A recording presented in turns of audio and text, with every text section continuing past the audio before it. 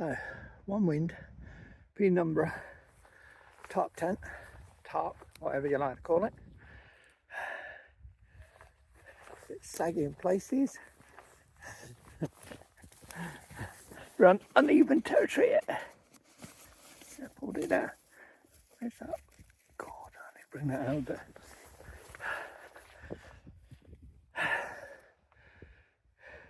Continuous ridge line. Prospect loops, 3 of them. I use mini carabiners.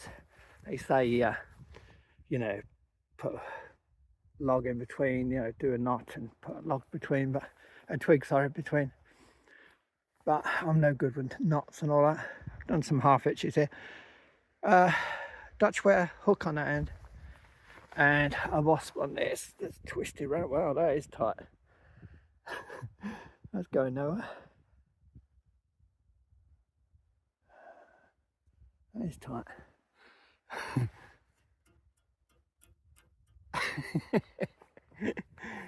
Oh dear.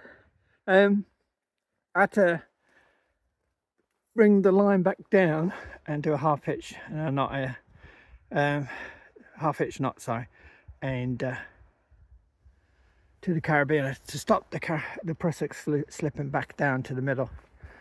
I think with the way the land is lying, and also with the cross poles and crossbows, just bring it out a bit, stop it sagging so much down. I've also done the guy outside at the top, just in case the wind picks up, just to hold the tarp, tent, whatever you like to call it, in place. Change the lines to bright yellow. I've got dogs, 3 dogs. You know what dogs are like with lines. They'll hit them. It's, as I say, it's a bit lumpy because of the way I've not actually pitched. Down there it's level, but then it goes up. So, what can you say? Sets out quite easy. It's a bit of faff to understand how to do it. I mean, you see the video and it says, you know, hook it to the prusiks on a continuous ridge line. Try to peg the doors down central underneath in line with the guidelines, ridge line, sorry. And then peg out the corners, undo the doors, and then bring it out, you know what I mean? But yeah, a bit of faffing about the first time I did it because it just didn't feel right. But then it suddenly made, as I was pulling the bits out, and it started to make sense. That centre one is pulling slightly that way. Again, I think it's the way the land and the way the tent is, but it's not going anywhere. Stove, Pomali stove, one of them row things. I'm going to have to take that off tomorrow and re-roll it. Hopefully it takes a bit better shape. Look at that, it's kinked in the middle there some way for some reason. It was all right when it went up. I don't know, twisted or something. Little problem, very minor. Whoops. Watch the clumps when you're videoing. They same here, put an extra line, which a spare line I did, and put a loop on that side and wrapped around the tree several times. Stop this prusik being pulled down, because with the cross beam poles, it's bringing the continuous ridge line down, and of course the prusik with the force is slowly inching down, very slow. And if it gets wet, I think that even makes it worse. Pegs, they're okay. I've tried them 1 or 2 and bent them. With this kind of pegs, with this system, I'd like something with a loop, you know, a hook or something. That's good. So it goes into the ground and kind of, with me, I don't know why. I mean, I've only brought the guidelines out so far. I mean, you could really bring these guidelines out further, but I'm worried about the dogs. As I say, it was set, so there was like a 2-inch gap round, but obviously the way the shelter's gone, I did pitch 2 other times further afield down there, but then the wind picked up and it was like a giant sail. It's quite a thick material, so I think all the kit together, something like £5, something like that. Condensation minimal last night. I mean, there was and we had -3, and there was myself and 3 dogs in there, so, and we're cooking and everything in there, so you'd expect, it's not like a normal tarp where you kind of get droplets in there, you know what I mean? if you brushed against it, yeah, you get wet, damp, but it was no big deal. It was less than I thought it would be. It's very warm inside. Once you get that stove going, it gets nice and cozy in there.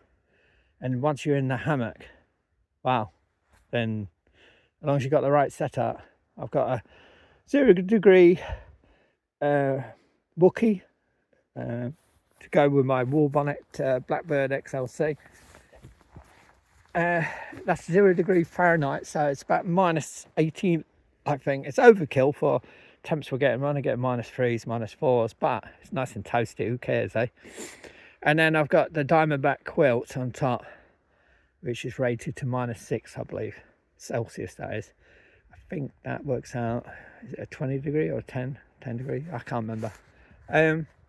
I was cozy. I tell you how good that Wookie is underneath. As soon as I got in that hammock and settled down, I'm not kidding you, I wish I had some kind of internal thermometer to show you. I was toasted within about 5 or 10 minutes. You could feel the warmth straight away, because I had a job getting a fire going last night and I was getting cold, my feet were getting cold, and I thought, right, it's early, dogs are tired, I'm tired, let's settle down for the night. Cover the dogs over, they've got quilts down to -6 and they've got jackets on, they're perfectly warm now. I had about 10.5 hours sleep because I'd been driving overnight and had no sleep. So beautiful setup, beautiful setup. It's big and it's solid, so the main aim is not to catch any wind. And like now, we're getting a bit of a breeze coming down. Luckily it's coming down, it's hitting the side doors, that's fine. But if you get a crosswind on this, I don't know what kind of winds it would take, but it'd be you'd get buffeted. It's so big, you see, it's like a wall up against the wind, so it's not really arched that well, is it? You know what I mean, the way it's braced out. Not like, you know, if you got Superfly, something like that, you can do different configurations, and you know what I mean, it will take some wind. But this is like having a big box tent up, and it does catch it. So the main aim with this, as I found out yesterday after trying to set out 2 other locations, is hunker down somewhere out of the way. Yesterday the wind was coming from a southerly, which is so we're behind the trees, so that's good. But swinging around, it's supposed to be swinging right round to an easterly, which will be somewhere over there. So again, we'll be sheltered. At the moment we're getting a bit in the middle, which should happen in the next 24 hours. It should swing over, so that'll be fine. Even so, it's hitting along the tent, not against the side, so we might see it shaking a bit. But the stove's pipe is all tied up. It'll take pretty decent winds that one with the 3 guys out. Marks out 10.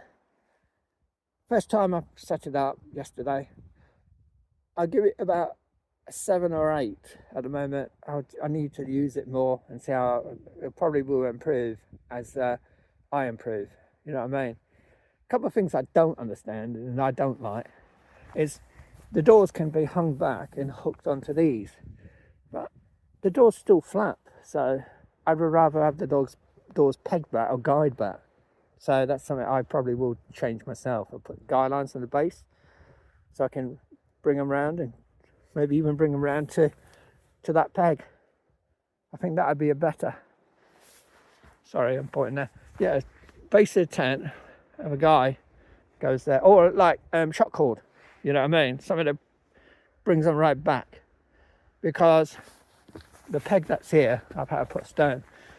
This zips down, and you can peg it down with one. But the problem is, if you ever use their pegs, it stands out, sticks up, and you keep shredding on it, and that's what's happened. I've come in and out and I've caught the peg each time.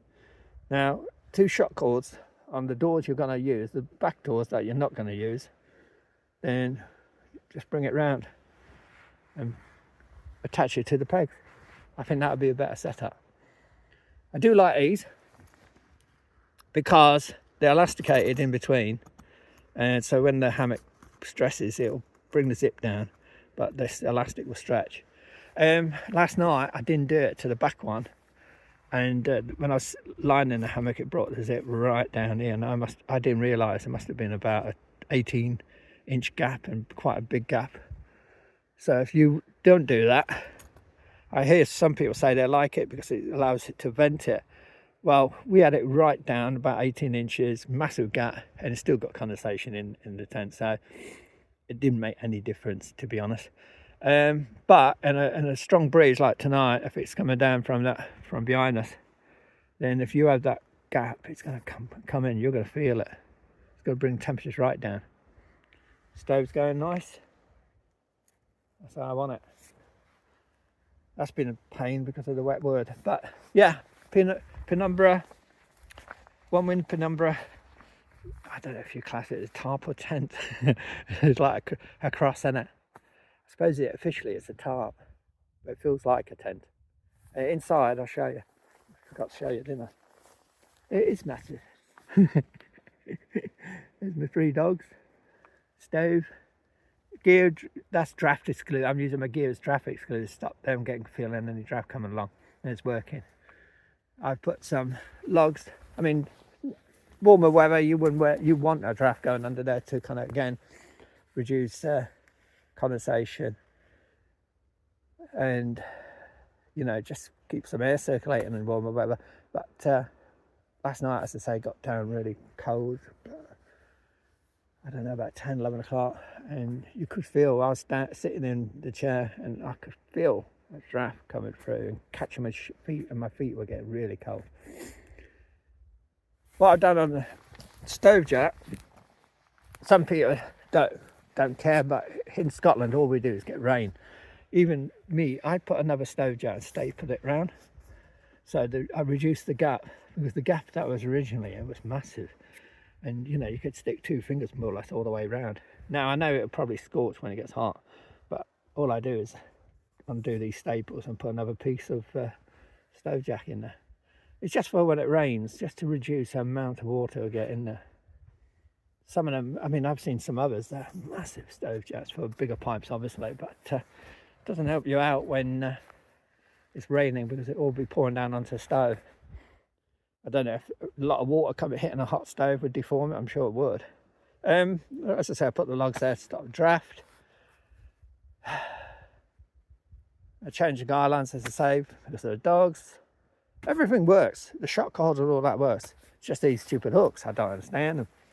Yeah, for me, they don't do anything. Maybe I'll find something for them. But yeah, shock holder on the base. Bring it to your peg. That'll bring your doors nice and open.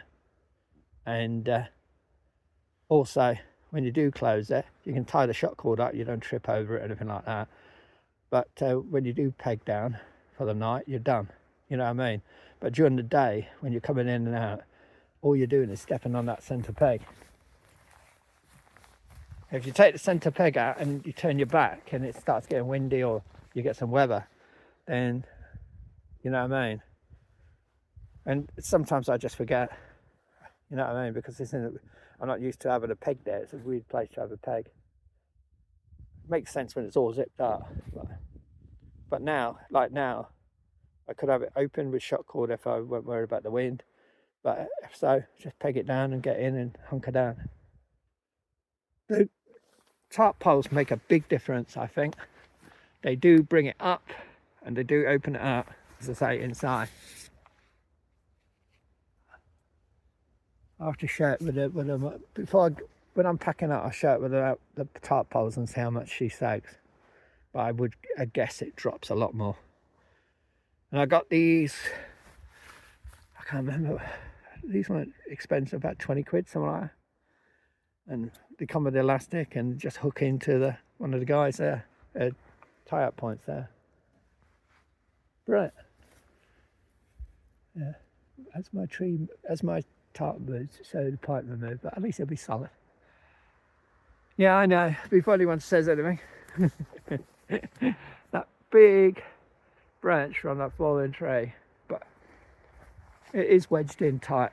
Look, it's wedged in that tree and it's wedged in that tree, so it's like, unless it suddenly decides to snap in the middle of the night, all it will do is just collapse the tent and probably give me a headache, but it won't kill anyone. It's not that big a log, twig. But it's in solid. I've tested it. It's in solid. It's not going to happen now. Where's it blowing from now? It's moving around. It seems to be blowing from there now. It's getting late though. It's about, I'll have a look at the time. 4:30, and it gets dark at 5. And as you know, as the sun starts setting or getting to closer time, the wind picks up normally, and then after the sun sets, it kind of calms down. We're not due any strong winds, so it should be fine. But I wouldn't use this in anything like 25-30 mile per hour winds. I think that would, and not unless I was hunkered down in the woods somewhere, you know what I mean? And then I'd be more worried about like things like that falling on me. You know what I mean? But nothing serious over us, all healthy looking branches and all that. But they do fall. I mean, you can only do so much. Use a bit of common sense. That probably wasn't a bit of common sense. But I decided, I took an executive decision and decided that would be fine. After hanging on it and all that, and it won't move. Shame I can't reach it and cut that end off, and I could use it as firewood because it's a nice dead lot of tree there. I have got I could step on the trolley and cut it, but ooh, that would be risky, wouldn't it? Might do that tomorrow as a matter. Right. That's the Penumbra, Onewind Penumbra tarp. I'll call it tarp. Easy get. 1 hammock and maybe 2 camping on the ground, or 2 people with a nice hot stove and all your gear. I think that'd be, and you'd have plenty of room to have a dance or whatever. Right, that's it. I'm going to show you. That's what it looks like with the tarp poles. Let's see how much difference it makes without. So this is without the tarp poles. And as you can see, with the wind, it does bring, look, see how the walls are coming in? So it definitely does make a difference. And it also makes it, I was surprised, I was worried about them being, you know, a bit brittle with wind. But it makes them, the structure more stable, more solid. So big bonus on tarp poles. So that was a good investment.